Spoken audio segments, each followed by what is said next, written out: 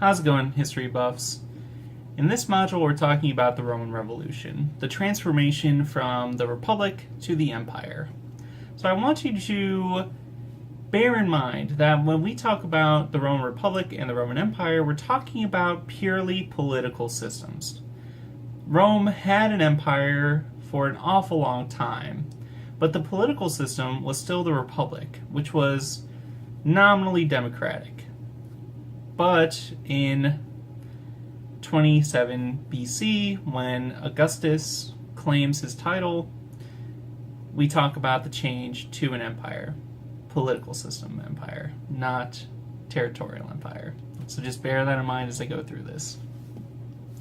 So today I want to talk about the role of the people in that revolution, because we often talk about Augustus and Antony and their military conflict, and Julius Caesar and Pompey and their military conflict, and how this all came together to shake out where Augustus was the last man standing. But the people played a really important role in this too. So I want to talk about their role.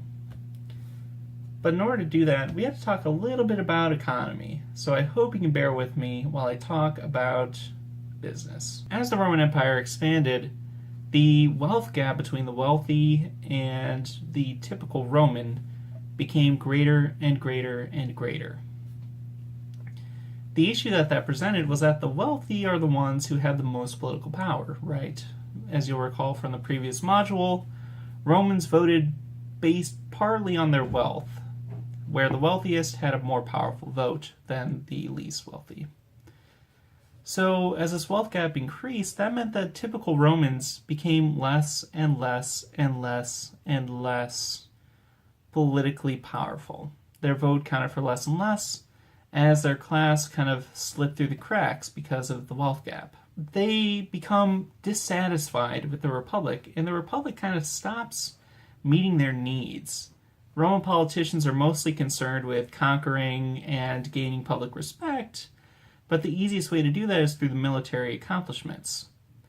If they wanted to do that through actually acting on the public's behalf, say giving them good welfare, making sure that they had enough land and food, that is not all that great, honestly, because they lose the support of the wealthy, and the wealthy are the people who actually have the powerful votes.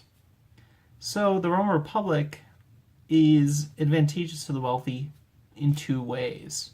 First, they have more power. Second, because they have more power, it encourages people to act in their interests instead of the interests of the majority of Romans. What happens with Julius Caesar and his son Augustus is that they actually act on the people's behalf, and they try to use popular support against the Senate and against the status quo. And this is where they end up succeeding, is because these popular support that they have allows them to ignore the Senate and to use the popular support again as a tool in which to tell the Senate, hey, the people respect me, you need to follow me too. So while I know that we talk a lot about the great men of history, behind those great men are regular people too. So for this module, I want you to think about that as you're reading through the dockets I've given you, because these dockets, I think, do a better than average job of showing normal people being affected by politics. And I'll see you in discussion.